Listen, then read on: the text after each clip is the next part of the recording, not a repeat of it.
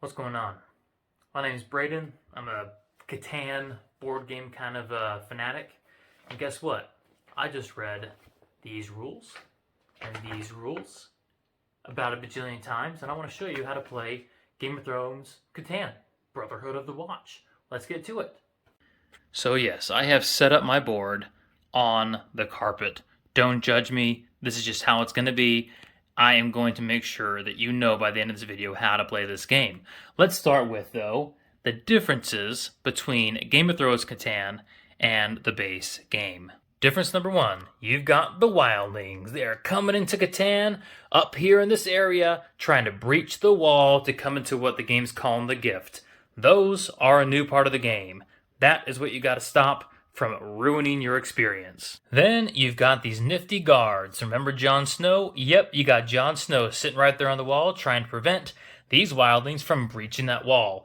These guys are going to stop those guys. Then you got your heroes. I'll explain these, but basically your hero is your special ability for your turn. You get to take a hero during your turn, use the ability, and then flip it over to use it again, or return it to the pile and choose a new hero for your next turn. Really fun part of the game that adds some versatility to the gameplay, and also helps you get those guys out of the way. Now, it's not a completely new part of the game, but the development cards over here, these guys, believe it or not, are super helpful. These have become a much more important part of the game, in my opinion, than the base game. And I highly recommend that you start buying these and using these throughout the game. They are a lifesaver, especially this Range Patrol. Because guess what? This is the new Knight card, or as if you're really old playing the game, the new Soldier card. That lets you not only move the robber, you can also, if you want, guess what? Remove those guys from the game and get them out of here. Then you got some victory point changes, okay? The first one's kind of obvious. You still have the longest road, and you have the largest patrol, as seen by these two cards. This largest patrol is basically the same thing as largest army. But, do you read it? One victory point. One victory point. And why do you think they reduced the victory points for these? They're still nice because of the guards. If you have 5 guards on a wall, I'm talking about 5 guards standing up here, you have 2 victory points automatically. If whenever you go down to less than 5 guards, you remove one of those victory points. If you have 3 guards on there, you have 1 victory point. If ever you go less than 3 guards, you're down to just 0 victory points. Okay? So just so you know, guards give you victory points as well, and they do help to win the game. The game, though, is still played to 10 victory points. That stays the same. Another fun new change for the Brotherhood of the Watch game is you can trade with the bank at a 3-to-1 rate. 3 of one resource for 1 of another. That is going to be super convenient as well. You no longer need 4 of one resource, you only need 3. And lastly, do you remember your friendly robber? You have Tormund now, the redhead dude, that now lurks around Catan or in the Gift and helps to eliminate resources from a player's hand. And an honorable mention, not that it's a huge deal, but obviously on your building cost card, you'll notice that a city is no longer a city, it is called a keep, but a settlement is still called a settlement. So I'm going to make it my mission in this video to make sure you know the rules, because I'm a really big rule keeper. Okay, I don't like to break rules, so I'm going to make sure you know the rules as well as possible. Please feel free to ask questions in the comments if you don't understand something. Happy to explain it to you. So A, I want you to know the rules, and B, I want you to know how you can enjoy playing this game. I know that you're most likely here because you want to learn about the Wildlings. Skip to that part of the video and just watch the Wildling part if you want to. But I'm going to go through the setup, a little bit of the gameplay, and then finally explain the Wildlings in full detail. But you can see the chapter down below and you can explain it. But the reason I like this game better than the base game of Catan. It's one of my favorite parts of Catan because of the simplicity of it. It's still basically as simple as the base game. You still got to build your cities, build your keeps, and build your settlements to get the 10 victory points. But it's nice to have that ongoing co-op aspect of the game of defending the Gift from the Wildlings. You'll notice that there's even a way to have a tragic victory in this game. You can end the game by basically having the Wildlings take over, and there is still a victor out of that. So I kind of enjoy that versatility of the game, being able to use those heroes. It reminds me of Cities and Knights to a certain extent, but it's not nearly as complicated as Cities and Knights, which, if I was to choose, as of right now, Cities and Knights is my favorite. But I'm going to go through this now, and hopefully you enjoy the video. All right, let's talk about the general setup of this game, okay? So the way I've set this up is if you're looking at the rulebook, I've set it up exactly as the rulebook explains how to set it up. It's on the back of the smaller rulebook. As you see the 4-player setup there, there's also a setup for a 3-player setup as well. I just follow that. Now, of course, you can change all the hexes. You can, of course, rotate how you want these harbors to be set up. Yes, you can even change the numbers. All of that is totally legal. My point of showing you why they encourage you to start like this is because not only do they spread the resources around evenly, but if you notice, the higher numbers are at the top, and then the numbers get lower as you get towards the bottom. The reason it's like that in this game is because when the wildlings jump over the wall, they actually start to block numbers. Guess which ones they block first? The higher ones. So there's a part of this game where the reason it's set up this way is because, yeah, you can put your settlement or your keep up here at the top of the gift, but you risk obviously getting blocked by the wildlings, which will then hurt your production, etc. So just be aware of that. But if you're like me, a fanatic of the game, I know that you're eventually going to just mix all this up, mix up all the numbers, mix up all the hexes just to see how it goes, which is fun as well. But I do encourage you to keep the harbors here. The rulebook actually encourages you to do that as well. You can rotate, the order of the harbors, but make sure they look like this. It's nice to have I call them harbors, but in the game they're called trade routes. But it's just nice to be able to access them at the bottom of the map. I think it's just better for the overall flow of the setup because it's just the most natural spot for a fair way to access the trade routes for everybody. Now, I know I only have one color on the board right now. I'm just using this as an example. Just know that, just like the base game, when you're setting up the game, you still have the first player put their settlement down all the way to the third. Then the third player put their second settlement down all the way back to the first. Okay, so all that stays the same. The part of the setup phase that changes is that once you're done placing your settlements and your roads on that setup phase, guess what you also do? The first player puts their guard down, the second player puts a guard down, the third player puts a guard down, and the fourth player puts a guard down. They can put them anywhere on the wall, okay? And just so you know how it's set up on the wall, if you see how it's 1 through 5, 1 through 5, 1 through 5, 1 through 5. These are wall sections, okay? I'm going to explain much more about this later, but these wall sections are where the guards can defend against the wildlings. So if a wildling, for instance, is in this section of the wall, they can only breach this section of the wall. They can't jump over here and breach that section. So when you're placing your guards, you can, most of the time when people set it up, they put it only on the parts of the wall that's not guarded. So usually you have a guard on each wall by the setup of the game. But yes, you can certainly place a guard with another guard. You'll just put it on the 2 spot if there's already somebody in the 1 spot there. I'll explain more of the guards later when I talk about the wildlings attacking the city.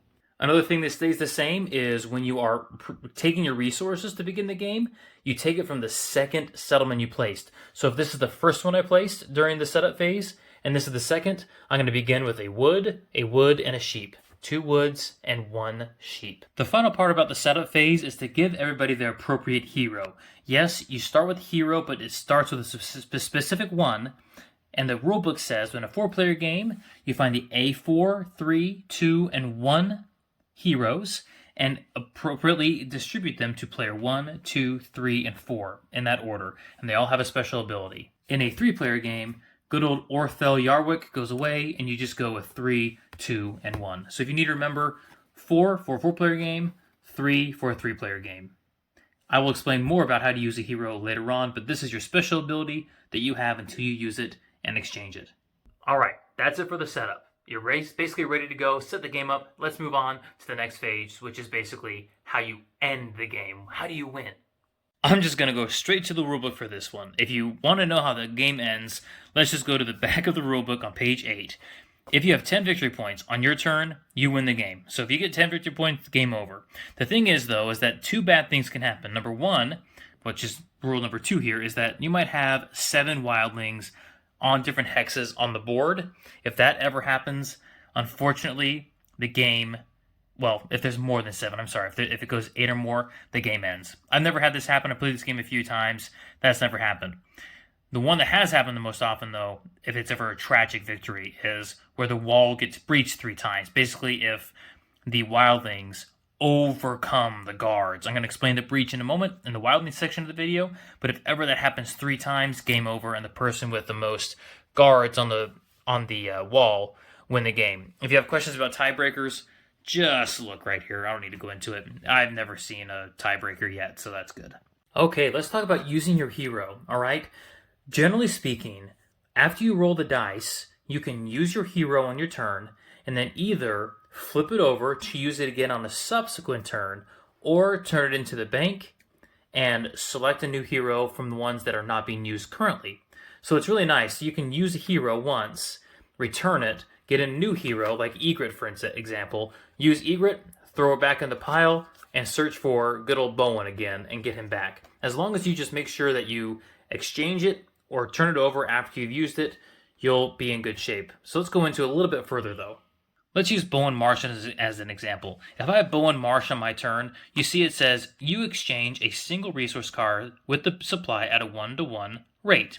So on my turn, if I'm using Bowen Marsh, I simply say, okay, this turn I'm going to use wood as my trade option resource, and then that entire turn I can trade wood at a 1-to-1 rate with the bank. I can give a wood for a wheat, a wood for a brick, etc. Now, once my turn's over, I turn this card over if I want to use them again on my next turn, or whenever I want to use them again during the game. Or if you look at the bottom, it says, after use, flip it over or exchange it. So I just kind of toss it over here, go to the pile and select the other one I wanted to use and put that in front of me for my next time to use it. That's generally how almost every single hero will be used. You use it once, flip it over, and then you're done. You cannot use it twice on the same turn. But of course, the entire turn, like for Bowen Marsh, for instance, obviously for that entire turn, I'm able to use that wood as my 1-to-1 rate the entire time, but I can't flip it over and say, okay, now I'm going to use brick on the same turn. That can't happen. Some heroes, though, if you look, it says before or after your own production roll, you may do the following. So sometimes you can use a hero before you even roll, but I promise you it's going to be so easy to understand by just reading the dang thing. Just read it and you'll know exactly what to do. But yeah, of course, you can do something before you roll if it says you can.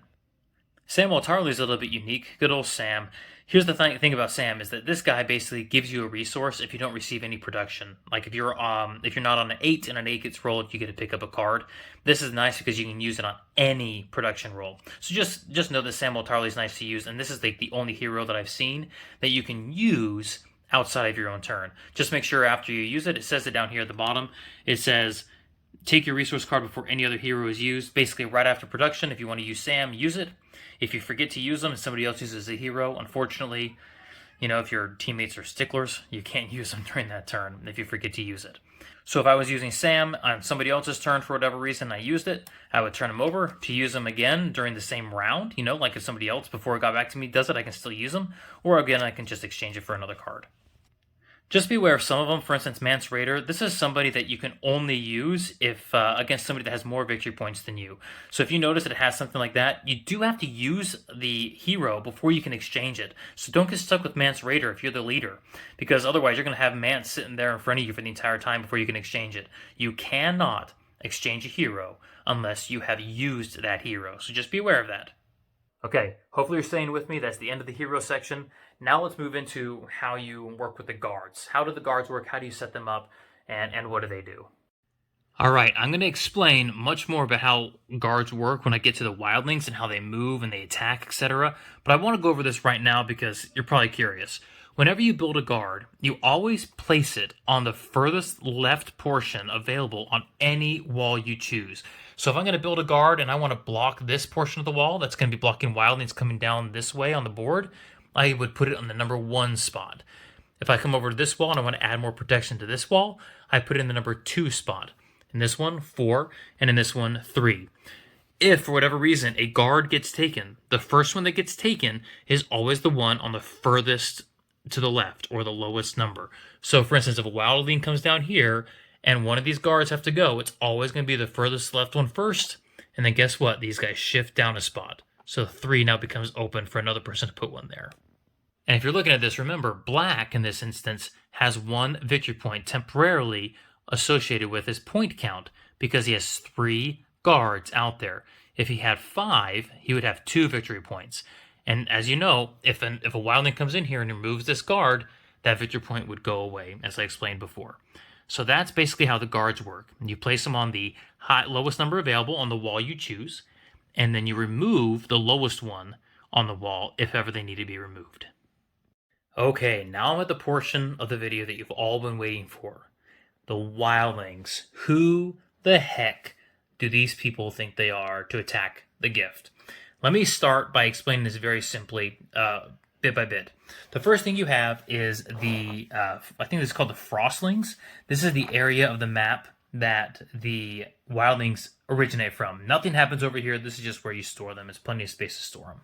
Now, the Wildlings, when they approach the gift, which is the board over here, they have to come through the clan area. And this is the clan area up here at the top, okay? Now, the clan area has 3 clans. You have the Ice River clan. No, that is not a ladder. That is a sled of some sort. That's an Ice River clan, the Cave People clan, and the Hornfoot clan.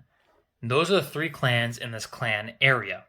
Now, each clan area has a camp, and you can see the camps. You have the hot campfire here, and the campfire goes from hottest to least hot. Hottest to least hot, hottest to least hot. All right.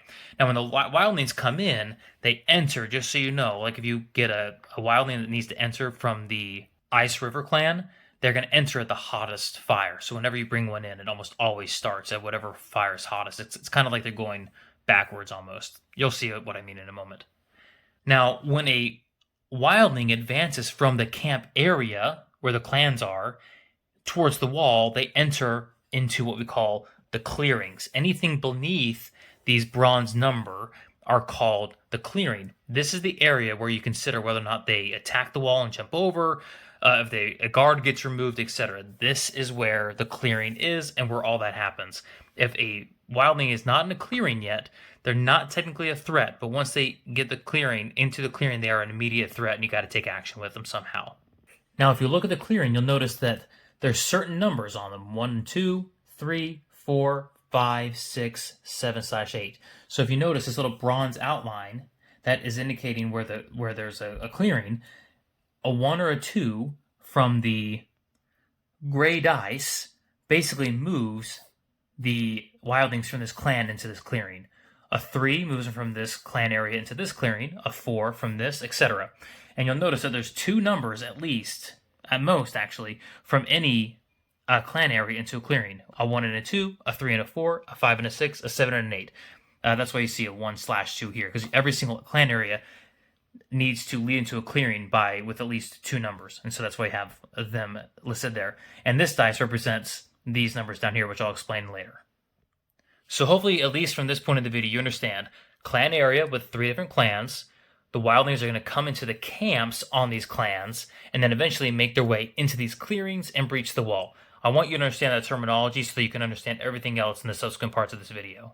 Now, there are only 4 ways that a wildling will move from the Frostlings into this clan area at all. There's only 4 ways, okay? The first 2 ways are obvious. Whenever somebody claims the longest road, or whenever somebody claims the largest patrol. I'm talking about any time. When somebody gets it for the first time, when it rotates to somebody else, etc. Anytime somebody claims anew this card, they automatically need to migrate a wildling. And I'll explain that in a moment. A keep will migrate 2 wildlings. Anytime somebody builds a keep, 2 wildlings must enter the board into that clan area. Anytime somebody builds a settlement, a wildling must enter the board into that clan area. And if you look at your building card, it kind of helps you remember. Whenever you build a settlement, you got to get 1 wildling out there. I'll explain these chips in a moment. With the keep, always you got to bring 2 wildlings in there, and I'll explain that now. These tokens that I put on the Catan box represent the migration tokens. Okay, so obviously they're all turned face down with a fire, telling you that whenever you migrate a wildling, you got to put it on a fire. That's all it's reminding you to do. When you pick it up, you basically turn it over, and it tells you on the back exactly how to migrate the wildlings. So this is telling me that the next wildling is going to be an Ice River clan, and it's going to be a climber, indicated by the climbing sticks in the bottom right-hand corner. I flipped over a few more to show you exactly kind of what it might look like. You have the Hornfoot clan, you got to bring in a regular wildling. You have the Cave People clan, you got to bring in a giant. Hornfoot, you got to bring in a climber, etc. Whenever you flip it over, just do it as it says. Go to that clan and plop in that wildling. So let's say I drew this. I would just simply pick up a climber, and I go over to the Hornfoot clan, find the hottest fire available, and boom. Let's say on another turn, I build another settlement, I pick up this one. It says Cave People clan, regular wildling. I find the regular wildling, which looks like this guy, running around with a little axe, kind of like Tormund does. Sorry if it doesn't focus. I'm going to find that Cave People clan, go to the hottest fire, plop them in there. And then boom, let's say I get this one. It's a Cave People Clan Climber. Let's say I get this one. Well, in that case, I will pick up a Climber, which you can see here. Find the Cave People Clan, find the hottest fire available, and boom, I put them right there. That's all it is. Just find the hottest fire available when you migrate a clan and plop them on there. All I want you to understand at this point is what clan area means, what those camps mean, and what that clearing means, as I explained earlier, and that you need to bring in a wildling whenever you get the victory point for the largest patrol, longest road, or a keep or settlement. Those are the only 4 times you got to migrate them by turning over these chips and just simply placing the wildling on the hottest fire. Okay, I know I haven't explained what the different wildlings do yet. That's not important yet. I need to make sure you understand this whole migration part first. The next thing I want to talk about is what they call a wildling rush. Okay, let's say that we have this Ice People clan over here, the Ice River clan, and they are full. You can notice that there's no more fire to put somebody on. That is a blank spot that you cannot put anybody on, that little empty spot. I know it's confusing, but you can't put anybody there. Whenever you have 4 people in a clan area, and let's say we draw another token, this one says I need to bring a climber in there. Well, there's no place to place my climber. I cannot put him here. That is not a legal move. So what you do in that case is you have to place him in somehow. What happens is the wildlings rush the wall. What this means is that you simply take the first wildling, move him forward from the lowest number. So I moved him on the 1 and 2 side of this clearing and put him into the 1 and 2 clearing. Then I take this wildling and put him into this clearing, and then I move everybody else up 2. So now we have 3 remaining in the clan area, and these 2 have now rushed the wall in the clearing. I'm not going to explain what happens when they attack the wall yet. I just want to make sure you understand that whenever this happens, where you have 4 in an area and you need to bring 1 more in, you have to rush them by moving the first one forward by the lowest number, and the second one forward and on the remaining clearing, which is the higher number, and then bring everybody else forward too. And that is how you migrate a full clan area for a wildling. Okay, now let me explain the normal way that wildlings would advance towards the wall, okay? And I purposely don't have guards up here because I just want to explain the concept. When everybody rolls, they're going to be rolling with 3 dice. They have all 3 dice in their hand, and they're rolling on the board, obviously. So you get your production roll. Ooh, in this case, I rolled a 7. I don't usually like those rolls. But you also have your wildling dice, this gray dice. And in this case, it said it was a 4, okay? But in this case, the numbers I'm worried about for this clan, the Ice River clan, are the 1, the 2, and the 3. If any number on this, if this dice rolls any of those numbers, I know that I have to advance this clan towards that number on the wall, okay? So if I rolled a 1, for instance, that means I have to take this guy and move him on the 1/2 section of this clearing. So this guy immediately goes in here and does whatever action he does with the guards at the wall at that moment, which I'm going to explain later, okay? Once that happens, all these fires that are now open need to be filled. So the hottest fire gets filled, all these are down, and now the next wild need to get migrated whenever that happens. On the Ice River clan, it would go in the back. Okay, so let's say on the next turn I rolled a 3, for instance. Then this guy would move forward into the 3 clearing and do whatever action he needs to do, depending on the guard situation, etc. And these guys would move up. Okay, so I'm going to explain what happens when these guys meet guards and when these guys meet the walls, etc. I just want to make sure that now you understand how these things are moving, how they advance, how they migrate. Hopefully by this point you understand that. If there's any questions about that, please leave that in the comments. Okay, now let's explain how each of these wildlings would interact at the wall when they're in a clearing. This is probably what you need to help understanding the most. If you struggle with migration, hopefully you understand that by now. Now, the second thing you're probably struggling to understand is, okay, well, what the heck happens when they get into this clearing? Immediately, when any wildling gets into a clearing, you have to make sure you resolve the effects of that. Sometimes the effects of that would be absolutely nothing. Sometimes they would be something very significant. So let's go through it one by one. Let's start with the good old regular wildling, okay? These guys are your basic wildling, and it's actually, these ones are the most simple. Whenever a regular wildling is in a clearing, they stay in that clearing and don't do anything until there is an insufficient amount of guards to the number of regular wildlings in the clearing. So obviously right now you have 1 wildling, 1 regular wildling to 2 guards. It's protected. This guy's not going to do jack squat, so he's totally fine. Even if I rolled a 3 on the gray dice and brought another regular wildling into here, we're still safe, right? Not a problem at all. However, if a third one for some reason moves in there, guess what happens? Okay, so when you have 3 in there, immediately the oldest guard on the wall, the one in the 1 spot, gets removed. So you still have 1 guard remaining, that's fine. But a breach happens. You remove a guard, and immediately these guys breach the wall. All 3 of them do. All the ones that are there breach the wall. And they basically, if you look at the arrow on this side, you see how there's an arrow pointing down? It's saying that they're going to overcome this row of hexes in order. So I'm going to go to the first hex, then the second hex, and then the third hex. Notice that even if Tormund's on there, they kind of share that hex together, okay? So Tormund can move around as they go, but you overcome those hexes. And they are now blocked, just like a robber would block them. They are blocked, and it would have to be removed before you could actually receive production from those hexes. So just to show you again, we have 3 regular wildlings, so 2 guards. This guard gets removed.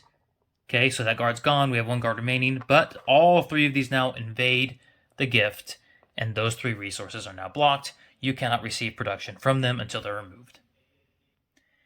Now, when a breach like that happens, it is not good because the breach marker over here will go down. That's 1 breach. You only get 3 breaches per game before you have a tragic victory ending option. So you don't want that to happen, and all the players that are associated on these hexes are probably going to be really upset, and they're going to have to figure out ways to use heroes and the patrol to get rid of those wildlings. All right, now let's talk about the climber. What happens when a climber gets into the clearing? What happens? Okay, so let's say we have 2 regular wildlings against 2 guards, okay? We're really nervous, right? We're on the brink of being rushed, okay? Well, let's say a 3 gets rolled, a 3 on the great ice gets rolled, and this climber moves into this clearing. Well, immediately you're going to think, oh no, it's a breach. We're so in trouble.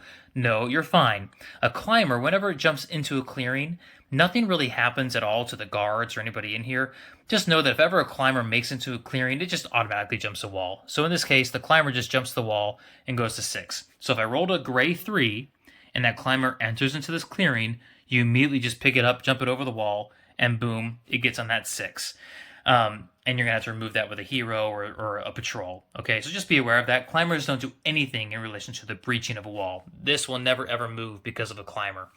Now, the way people prevent climbers from getting onto the board is they usually remove them with a hero. There's a hero that lets you remove them in the northern area of the map. I think it's Benjen Stark, that you can remove this guy from the north and just kind of replace him over here and draw a new wildling migration token to hopefully prevent climbers from easily getting onto the board. But that's all climbers do. Once they get into a clearing, they immediately just jump the wall. Nothing else really happens. It's just annoying. Now let's talk about the giant, though. The giant's interesting. So when the giant is called, so again, we're working with this 3 here. Okay, so let's say we roll a gray 3, and the giant enters the clearing.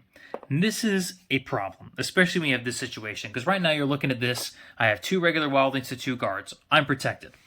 Now, the problem is when the giant gets in there, what a giant does is a giant automatically removes a guard on the wall. It's a 1-for-1 trade. So I basically, if a giant gets in there in this scenario, I take the giant out, and I take the oldest guard out, and look what's happened. I have 1 guard remaining to 2 regular wildlings, which triggers, you guessed it, a breach, a wall breach. These guys breach the wall and enter into the keep. And yes, because this is a breach, I do have to remove this guard now as well, because they removed that guard. So giants can be a really, really big frustration, especially because they just automatically remove a guard from the wall. That's another one you want to make sure you remove from the north before they get to the clearing. Another situation you can have with the giant is in this scenario. Let's say you roll a 1 or a 2 on the gray, and the giant enters into here. Well, notice there's not a guard on this wall. So guess what? It's an automatic breach. He just jumps right on over and blocks that 5, which is also a big problem because that's just an annoyance. I mean, this guy gets this blocked at 5, and now this has to go up again because you got a breach because it didn't even face a guard. So just a quick strategy tip. If you're ever in this situation where you have a giant about to enter into a clearing that has 2 regular wildlings in there already, just make sure you have extra guards there ready for that giant to take one of them away to prevent a breach from happening. So as you can see here, the giant comes into here, automatically removes this guard, but you still have 2 guards there protecting the wall, and a breach doesn't happen. It's just a strategy thing, and that's where the co-op part of the game comes into play that I enjoy. Usually you have people that are trying to work together to prevent that from happening. But I have to admit, there are going to be a lot of times that you're going to be like, no, I don't care if it breaches because I want that guy to have all this stuff blocked. That'd be awesome for me. So that will obviously happen as well, which makes it fun. Now, this situation has never happened to me, but I want to make sure you know what to do if this does happen. It's just a rarity. But let's say you have 5 guards in a wall with 5 regular wildlings, okay? What happens if a 6th wildling enters into the area? Like, what are you supposed to do? Obviously, is that a breach? It looks like it because it's 6 going in, 6 wildlings against 5 guards. Well, the game actually protects you against this because you can only have 5 guards on a wall. So if ever you have a 5 guard protected wall and you're bringing in a 6th regular wildling, okay, you basically bring in the 6th regular wildling. Yes, you do remove a guard. Okay, you remove the oldest guard, so I'd shift all these down. But the game also tells you to just make sure you take out the 2 wildlings to make sure it's still 4 to 4. Okay, so it goes down. It goes from 6 to 5 to 4 to 4. That's what the rules tell you to do. And the reason it tells you to do that, in my opinion, is because, listen, you have 5 guards on the wall. You can't do anything more than that. The game rewards you for keeping that wall protected by removing 2 wildlings from the game for a 1 guard, which is awesome. Here's another sticky situation you might run into. Let's say that you have a 2 wildlings that are breaching this 1 guard here. Okay, that stinks, first of all. Any breach stinks. But what do you do in this situation? Because you have already these 3 hexes guarded. So yeah, I'm going to breach the wall. It goes to the first available hex, which is going to be way down here at the bottom. But I still have 1 more wildling I need to put on there because this guard's gone. He's gone. It's breaching, right? Where do I put him? It doesn't fit anywhere on here. Well, you just literally overpile him on the most nearest hex. So this guy has 2 wildlings on it you got to get rid of before it's clear. So yes, they will pile up over and over and over again until you get rid of them. That's never happened to me. I've never had that situation happen, but it could. But just I want you to make sure you're aware that you can overpile wildlings on top of each other if that scenario ever occurs. And hopefully it goes without saying, but I might as well say it anyway. If you are ever breaching a wall, and let's say that, obviously, let's say somebody removed a wildling from one of the hexes in the row, obviously I'm not going to just start from the top down. I'm going to go to the most easiest accessed hex in there that's available, which would be this 4 here. Sometimes people say, oh, if a wildling already reached down here, I got to start up here again. No, you always start with the first available hex in that row. If there's no available hexes to put a wildling on, then you start back at the top and start to overfill. That's how it works. Folks, that's the game. That's all it is. Hopefully that wildling section helped you understand it. If you have any questions, put them in the comments, but I think that's all the rules you need to know to get started and enjoy this game. There is an expansion to this game that I will explain in a subsequent video, and yes, you can play this game with the base Catan rules. I might make a video about that, who knows, but I want to make sure you understood this. It's a very fun game. Have fun. Questions in the comments, alright? Thanks.